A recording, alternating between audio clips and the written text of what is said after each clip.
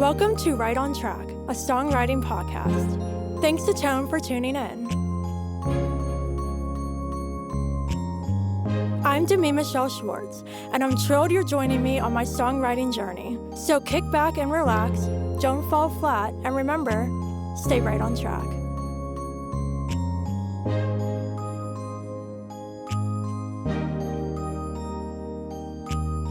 Hey everyone, welcome back to Right on Track. I'm delighted to be joined by Rebecca Richard today. Hi, Rebecca. Hi there, how are you? I'm fantastic. How are you? I'm really good, thank you. Awesome. Well, it's a new year, lots of new music, not lots of new things going on. I'm so excited you're joining me on the show today because we are going to be chatting all about the differences between co-writing and writing solo, and I'm really excited to dive into this conversation with you. But before we get into that, can you share with the listeners a little about yourself and how you got started in music? My name is Rebecca. I am from South Wales in the United Kingdom. I got into music at a very early age. Everybody says that, don't they? But I was taught various musical instruments from the age of 6. And then I strangely gave it all up for about 25 years. And in the last 5 years, I've really got back into it again and really picked up in terms of songwriting. I really love country music, blues, all sorts, really. And I'm really enjoying the process of writing songs and releasing them. Yeah, that's fabulous. So I also read that you're a classically trained pianist, and so am I. Oh, So, brilliant. yeah, I studied piano since I was 10 years old, and then when I was in college, I got a degree in music. So I'm very into the classical music. I don't play as much classical now. I'm really hoping to get back into it this year, so we'll see what happens. Yeah, so it's a really disciplined thing, isn't it, to be able to play classical music? It's quite different to anything else, I think. It definitely is, but as we'll chat about more later, I think with a classical background, we know more about chord progressions, things like Yeah, that. And so I feel yeah, like we have a lot more to offer when it comes to writing like accompaniments or just chord progressions because we understand the theory behind that. And so I definitely think we have an advantage in that area. yeah, definitely. Definitely right. Yeah, I completely agree. Perfect. So let's get into our quote for this episode. So can you read that? Yeah, so the quote I have is, the whole point of collaboration is that you give and take from each other, and that's how you create things that are totally new. And that's a quote from Virgil Abloh. So in terms of songwriting collaboration, what does this mean to you? It's something that I haven't done extensively, but I do think collaboration can take many different forms. So typically, when I write songs, I'm writing on my own, and then I quite like to test them out with different people. So when I first started to write songs, I had a friend, and I would say, "Oh, rather nervously, look, I've written this song. What do you think?" and play it to them. And they would give me some feedback and sometimes suggest things. And so I think it can be quite an informal thing where you test things out with different people and take their points of view, right through to doing something that is much more on a collaborative basis. So I have done songwriting with someone where I wrote the music, they wrote the lyrics, and we've done it that way and trying to sort of work it out. How do you make it fit together? So yeah, it can take many different forms, really. And I do think that the point of collaboration is that it does make the song better. And that's the most important thing. The song comes first. Yeah, absolutely. You said a lot there that I want to unpack. First of all, I love how you brought up how collaboration takes many different forms. It's not only if you're actually co-writing a song with another songwriter, there's collaboration in the studio, working with a producer, other session players, especially like if you're working with a web developer, graphic designers, things like that. There's a lot of collaboration, and especially as independent artists, I think there's absolutely no way possible that we could do our careers completely alone. We need these other talented people helping us out.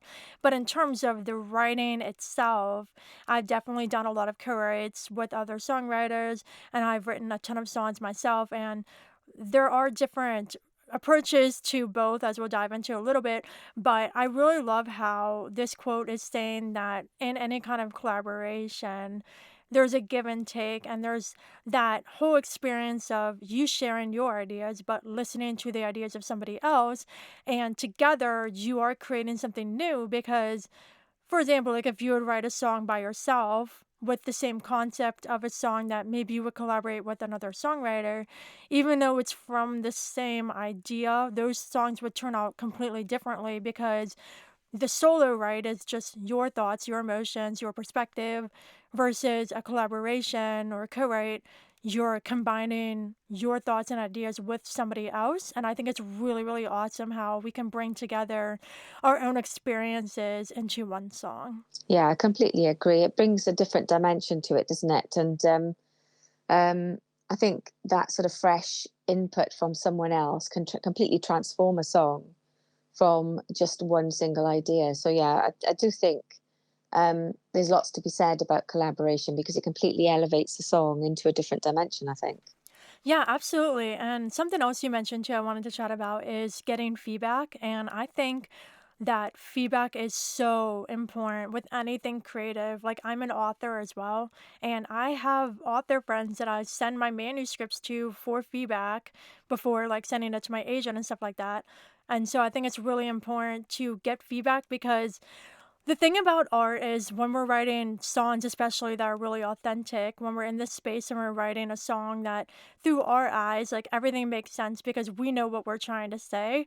But sometimes we're not as clear as we think we are being. So getting feedback from others.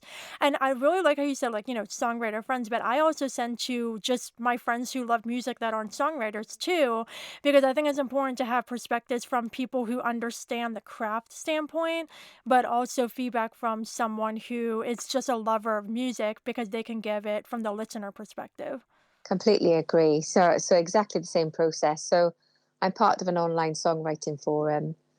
We write songs and we post them, and people give us feedback on. Somebody will pick up a lyric and say, "Oh, I really like that. I was really interested," or even, "Are you sure about that lyric? Because I'm not sure that that worked quite well." And then after you sort of crafted it, what I really love is taking it to like a live venue, singing it and playing it and just seeing how it lands. And you can tell from the expressions of people and how they move, or their body language, or just how much they're intently listening or not to your song, to get a sense of whether it lands in that space, which is, yeah, like exactly as you said, it's not the person who is putting the critical eye on it. It's the person who's a listener, and getting their sense of, does it work for them, really, does it resonate with them. So yeah, I think that feedback can take different forms, can't it? In terms of if I say the experts, I don't really mean experts, but people who know the craft, and then people who are just listeners and just enjoy. I've got a love for music, so yeah, absolutely, really important point. Yeah, absolutely. And I also think too, like when you're getting into releasing an EP or an album, I always really like to share like the songs I'm considering. Like, okay, like these are like 12, 13, 14 songs I've written that I'm considering, but obviously I'm going to pick the best one. So it's really interesting too to get feedback at that stage, like sharing demos and saying, these are my options.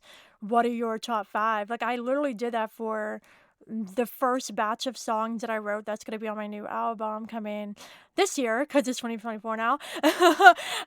So yeah, so it's really interesting to see like which ones, and it's also validating too because there were a couple where I'm like, okay, this has to be the lead single because I think this is the best one, and like everybody I sent it to was like, oh my gosh, that one. So it's validating too when you get feedback kind of validating what you thought, and then the songs that don't land as well, then you can either revisit them or just set them aside. And because I always believe too, like whether it's in a collaboration with a co-write or whether you're writing by yourself, not every song you write is going to be a good one.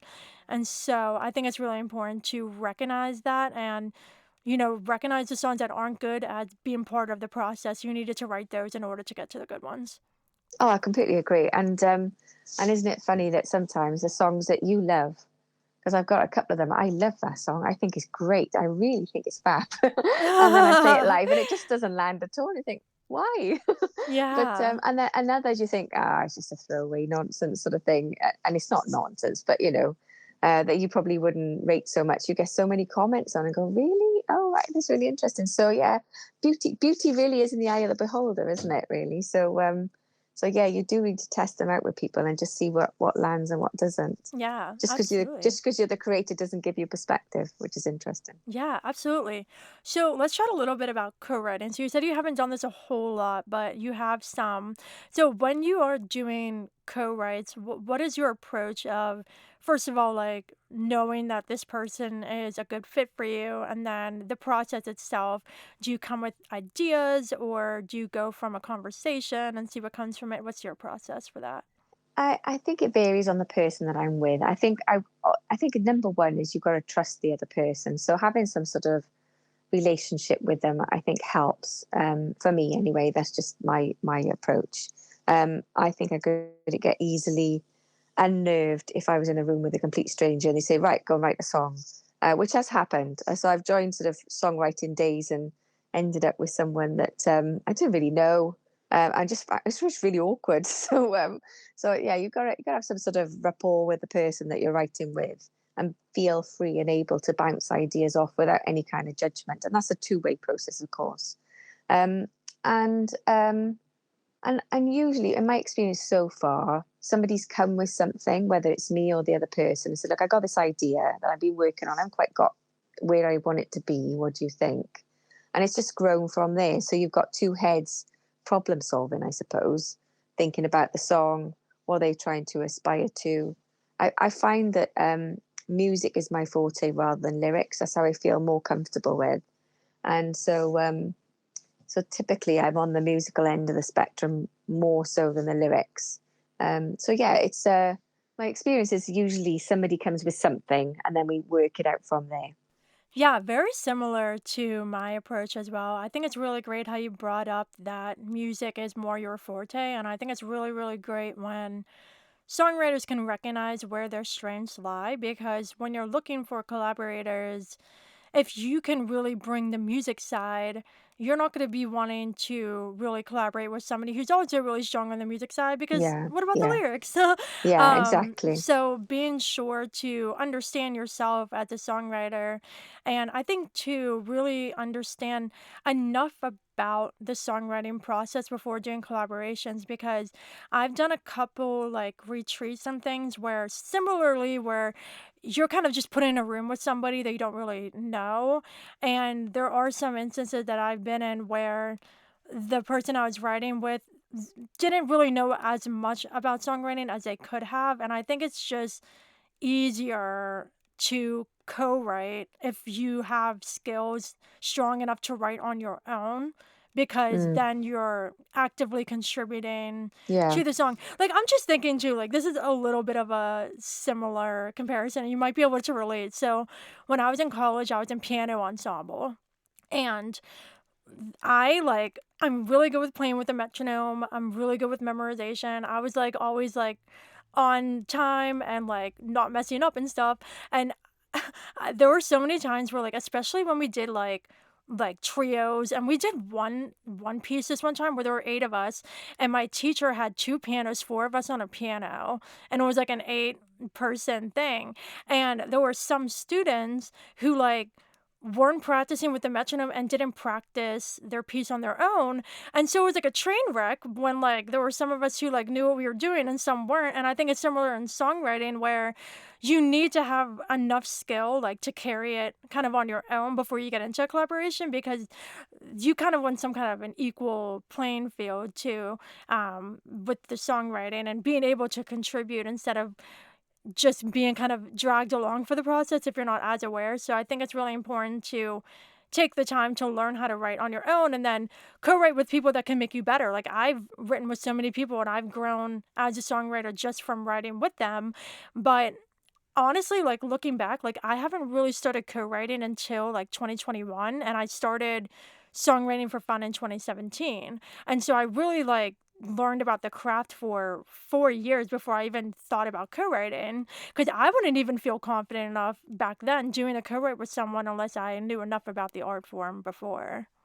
Yeah, I think that's really important. And there's a different relationship in it. It sort of there's almost a mentoring process with someone who is not um, who's not at the same level, if you like, or hasn't got the same level of experience. So you would be guiding them along rather than co-writing as an equal partnership. So I think that's a really good point. That it depends. I suppose you need to set out what your intentions are from the start. Is it to help someone craft a song because they haven't done it before?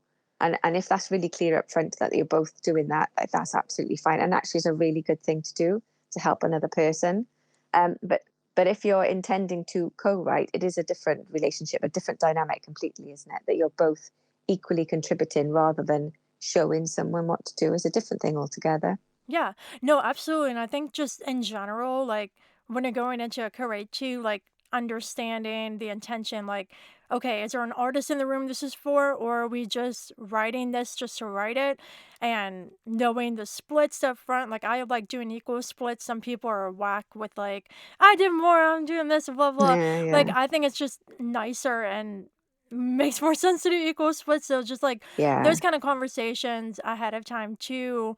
So if you write a song intended for somebody's album and then somebody else in a room likes it and they're like, "No, I want that song." And it's like, "Well, maybe you should have said something earlier." So I think having conversations up front is really important so there aren't any misunderstandings. yeah, absolutely. And there's plenty of templates out there if people are starting off in co-writing to say, this is the approach you could consider taking when you're going into the room. And this is a good checklist, isn't it, to go through just so everybody's clear on where they stand right up front. Yeah, absolutely. So before we completely shift into writing solo, I have a bridge question. So when you are deciding on a song that you want to write by yourself or bring to a co-write, or ideas for songs to do either by yourself or with someone else, what kind of thought process do you go through in order to determine how you want to approach that song? It depends on the inspiration. I quite like it when someone suggests something to me. So if someone suggests a theme, I find that a lot easier than doing it from scratch. So I like the idea of not being commissioned to write a song. I don't mean it quite as formally as that, but an idea or an inspiration. I find that easier because then that allows my imagination to think about that particular theme and sort of explore that lyrically and musically. I find it harder unless I just have a bit of inspiration strike, and a thought pops into my head, which it does happen. My iPhone is full of half notes of things that someone said, like, oh, that'd be good for a song. But yeah, it is easier when someone suggests something, and then you can sort of create something around that, and that just gets the creative juices flowing, really. So I like to start with a bit of inspiration, I suppose. Yeah, it's really awesome when somebody else brings something to the table and then it sparks your ideas because what's really cool about that is I feel like when we write solo, which we'll chat more about in a second, at least for me, like I really write authentically, like from my own experiences and things like that. And so that's what I'm drawing on when I'm writing my own original music I write by myself. But when somebody brings me a different idea, it may be related to my life in some way, and I usually find some kind of connection in order to like contribute authentically to it. But what's really cool about that is somebody else who has a different life and their different experiences, they're saying, "Hey, I have this idea. What can we do with this?" And I think it makes you open your mind a little bit more and go down roads that maybe you wouldn't necessarily go down by yourself. Like I've written songs with other artists and songwriters that I never would have written by myself, whether that's like the topic they were on or like certain genre influences, things like that. So going back to the quote, like creating something new, like beyond that, I think it's really pushing us too to grow as musicians and songwriters when we step out of our own comfort zones and go with somebody else's idea.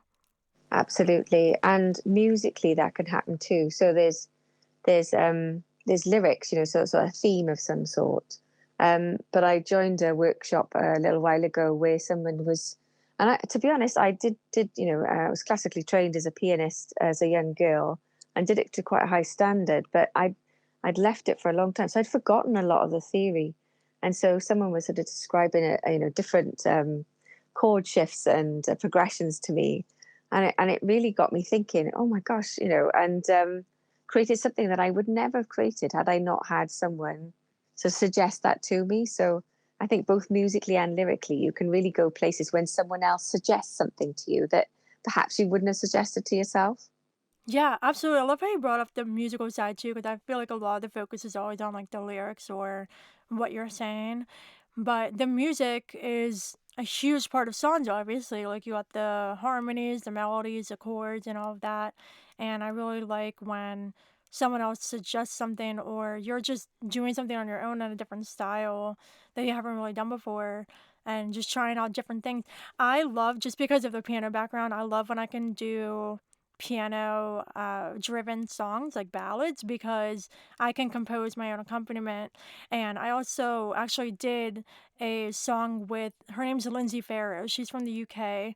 And we wrote a song together called Never Add Up, and it's a piano ballad. And she actually asked me if I could compose an accompaniment and record it for her. And so I did, and that was really fun for me because like it was her song, and so I had to make sure to compose something that fit her vision, but also bring my own, like flavor as a pianist myself. And so it was really fun, like composing an accompaniment, sending it to her, and hearing her notes, like maybe change this, maybe add a different chord here, that kind of thing. And then eventually record it and hear that on somebody else's song was really cool for me because I've done it for my own. But hearing playing piano on a different artist's song was like really awesome. So I love working with other artists in that aspect, bringing the music side specifically. Yeah, yeah. And did she just send you the lyrics and said, I want something, describe what you wanted, or did she give you a tune and then you just created the accompaniment? Oh, so we actually wrote the song together, like lyrics Okay. and melody, Oh, okay. but whenever she decided she wanted to record it and she decided it to be like a piano ballad, she needed somebody to do that. And obviously I could do it, so I just did the piano for her. Yeah. I think the piano is a really sophisticated instrument. And so when I was little, um, a lot of my family were playing guitars and things. And I said, I don't need to play the guitar. The piano is just so far more superior to anything else. I was a bit snooty about it, to be honest. But it is because you've got a bass in your left hand and you've got a sort of the sort of treble in your right hand. And you're Yeah. creating almost an orchestral sound with two hands. In a way that you can't do on any other instrument, I don't think, unless a harpsichord or something. But yeah, it's I think it's a really special instrument. It's really quite intensive. You've got everything going. I mean, you've got your feet going and your hands Yeah, the all at pedals the same too. time. Yeah, yeah, absolutely. So yeah, I'm quite in awe of pianists, to be honest. I think it's a special skill, really, to be able to play the piano. Yeah, and also too, like getting into like the songwriting, even though I was classically trained for so long and I played Mozart and Debussy and everyone, it really was fun because my teachers and then my professors, they pushed me to like play music in different classical periods. So like I'm Jim Baroque and then Romantic period and contemporary. So from that point, like I was doing so many different styles, which now, like being a songwriter, I'm not surprised that I'm a multi-genre songwriter because I grew up so immersed in different styles. Even though it was all classical, I was still like doing different styles of music. Yeah, absolutely. And so similar sort of experience, and probably by the sounds of it, not quite to the same standard, but similarly to learn all different styles of classical music. I studied music for what we call A levels here in the UK. So for when you're 18, and again, it was all different styles of classical music that we studied. But I also went to church, and so you got a whole sort of gospel thing going on as well. So my youth was completely immersed in all different styles of music. And then at home, my parents lived to listen to pop music and rock music. So I had it all going on really, and it's got to come out somewhere. I wrote a song, and I've got some guys to play it with me, and we've been practicing for a gig that we got on the weekend, and it made me laugh because I sort of these are guys that I grew up when I was a teenager, and when I was a teenager, I was really into Huey Lewis in the News. I don't know if you remember Huey Lewis in the News, but I was really into him in a big way. And he said, I could hear a bit of Huey Lewis in the News in this song. And I was like, really? Because it did not occur to me at all. I said, it's got to come out somewhere, isn't it? Because I was really into him when I was 17 years old. So it all comes out somewhere. I'm convinced of Yeah, it. It's funny. Yeah. that's so funny. I love it. So before we chat more about writing solo, just who are some of your favorite piano composers? I'm really curious. Oh, right. Okay. Gosh, it's a long time since I got into the classical music. You put me on my spot. Um, so there's a beautiful Shostakovich did a beautiful piano concerto. I can't remember. I'm going to say it's number 5. I can't remember. But that was particularly memorable from when I studied it. But I also like a bit of Mozart because it's I quite love Mozart. quite constrained and yet not, isn't it? You know, it was really flamboyant for its time. So, Yeah, and then you've got Beethoven, which is just so romantic, yeah. and in his styles. And oh, I just like it all, really. If I'm honest, I don't think I've ever heard a sort of piano piece that I haven't enjoyed because, you know, it is a superior instrument, isn't it? You know, how can you not like anything that's played on the piano? Yeah, my all-time favorite piece, I hope you know it, if not, please listen. It's Arabesque #1 by Debussy. It's All right, okay, stunning. yeah, I yeah. love it. It's my favorite. I also love Mozart. The one composer, which this is gonna sound completely backwards, I'm not a fan of Chopin. All right, And okay. yeah, it's very weird because I know he's like top one up there. And it was so funny. I like when I was in high school, my teacher wanted me to play Chopin. I'm like, not playing Chopin. Well, I got to college and for my jury my freshman year, my professor was like, you're gonna do a Chopin Mazurka. And I'm like, really? Like, could you have picked anybody else, please?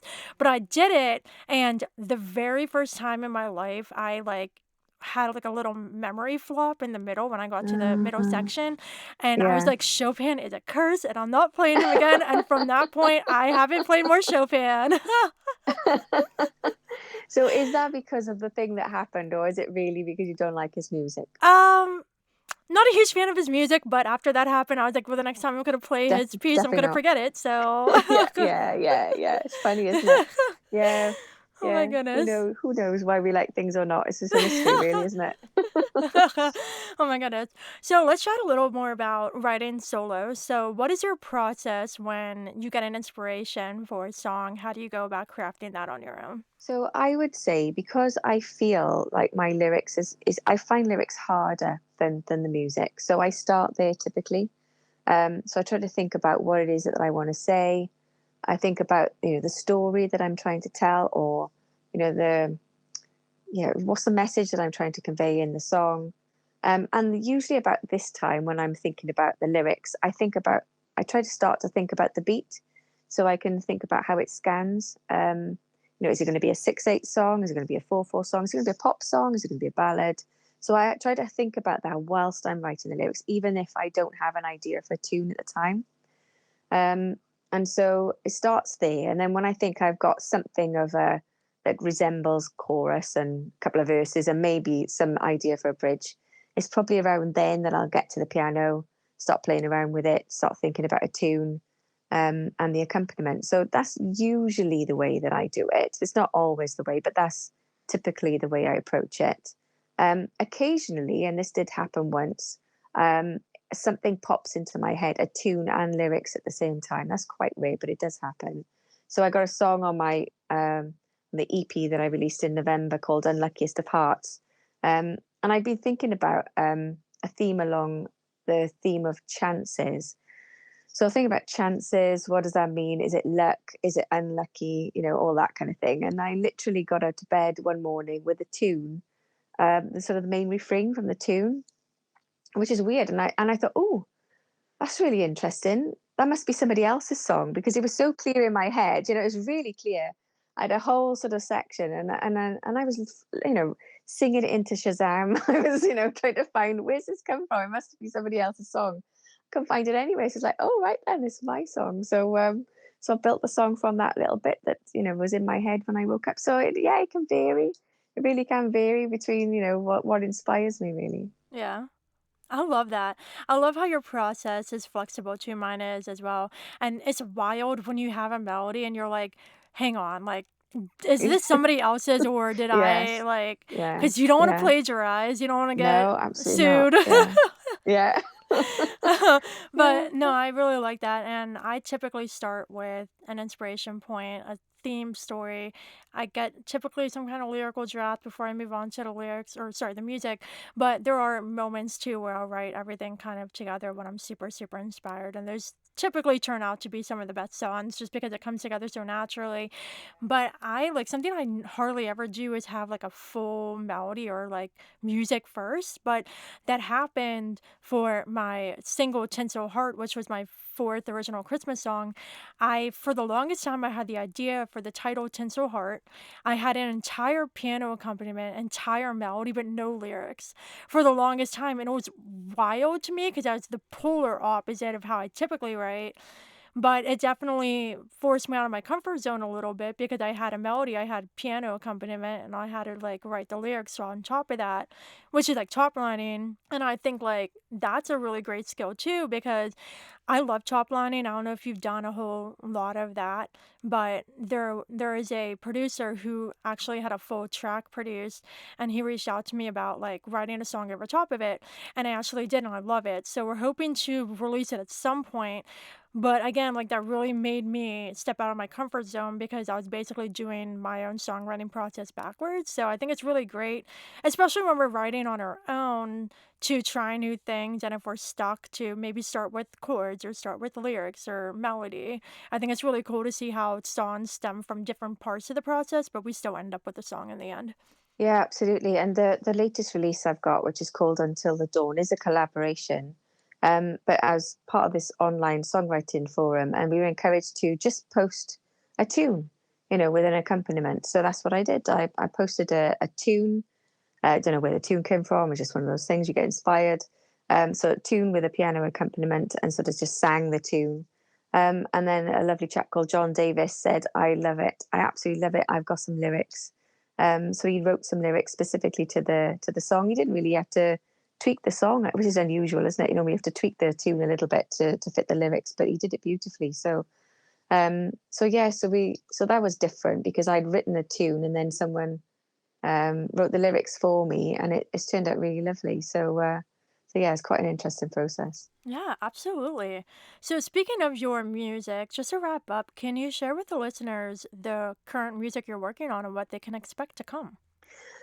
So I've well, in November last year, I released an EP called New Yesterdays, and that was a culmination of about 2 years worth of songwriting that I've done. But I've written so many other songs as well. So I think the next thing I'd like to do is to get into the studio at some point in this year and just record some of these other songs that I've written. Um, and just carry on writing really. So I don't have sort of any grand ambitions other than to record the stuff I've written and carry on writing really. So that's probably what I'm going to be doing over the next year or so. That's so exciting. It's always so great when you have new music and you feel that itch to like go record it. I'm in a really interesting spot right now because like all the songs that I wanted on my album, they're recorded now. So my producer's doing mixing, but I'm always looking ahead to the next thing.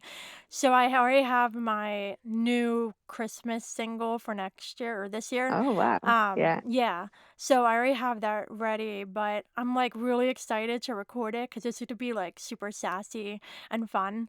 And I'm sorry telling my producer, "Oh, I can't wait to record this one."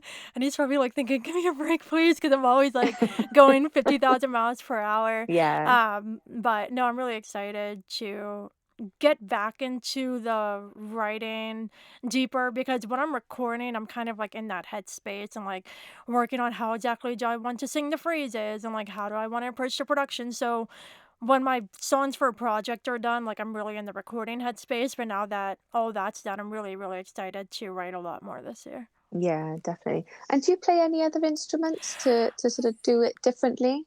I play guitar enough to accompany myself, but I would never play guitar on one of my recordings.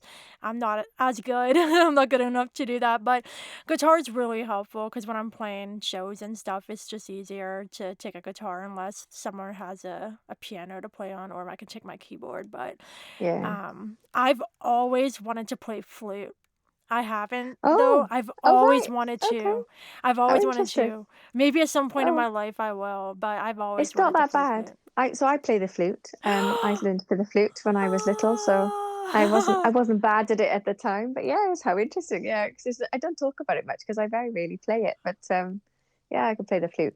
I But love the flute. I was asking about other instruments because with the guitar, with the piano, as you said, it's really good for ballads and things like that. But sometimes I don't know, you want to rock it up a bit.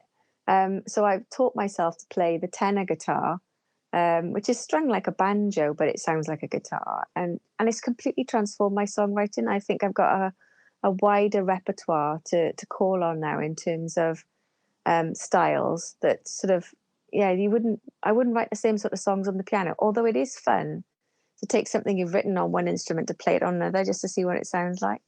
Um, but yeah, but yeah, I suppose my recommendation is if you play one instrument, try and learn another and write on that because it does completely transform the way you write, I think. Yeah, no, I definitely agree, like, bouncing back and forth between guitar and piano, because I do, like, country pop stuff, and then I do, like, some more pop-driven stuff, and then, like, a couple songs have different genre flavors, but when I'm writing my country stuff, it just makes more sense to write it on guitar. Yeah, Even though yeah. my guitarist is going to, like, record for me, Yes, like, when absolutely, I'm yeah. writing, it's just easier, Yes. but Yeah.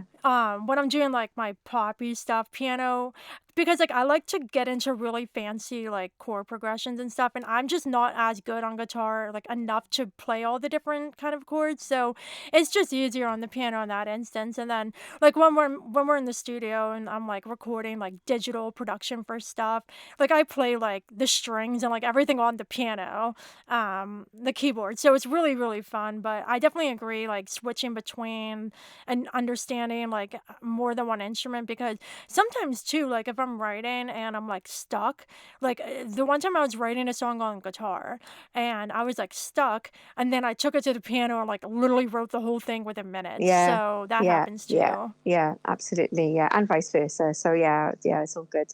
I do enjoy playing on the different types of instruments. It's all good. Yeah, absolutely. So it's been lovely chatting with you. Before we go, what are some final thoughts you would like to share about things you love most about being a songwriter? I think the thing I love most is because I know it sounds strange, but I didn't think I could. I didn't think I could write songs, and so I didn't. It just sounds really silly, but I got in my own way, really. So it's something that's still relatively new to me. I did a couple of songs when I was a teenager, and I didn't do music for a long time. So what I would say is anyone can do it. There's a bit of a mystique about it, but it's not that hard if you really, really want to. So I'm just excited about the fact that I can. And that sounds mad, but that's exactly how I feel. I'm really excited about the prospect that I can be creative. I can reach into my imagination and pull something out that is completely unique. It's completely of me. And it's a way in which I can express myself in a way that I never realized that I could. So I absolutely love the craft and I really hope to carry on learning how to do it really well. Perfect. Well, perfect note to end on. Rebecca, it was lovely having you on the show. You too. Thank you. Thank you for having me. I really enjoyed this chat. It's been good. Yeah, absolutely. So, just to wrap up, can you share with everybody where they can find you online and listen to your music? Yeah, great. So I'm on all streaming platforms. It's Rebecca Richards.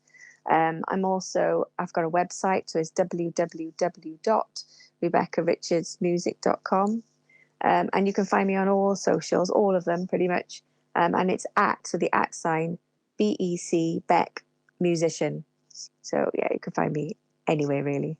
Awesome. Well, thank you again for joining me. Listeners, I hope you enjoyed this conversation with Rebecca Richards. And of course, until next time, stay Stay right right on on track. track.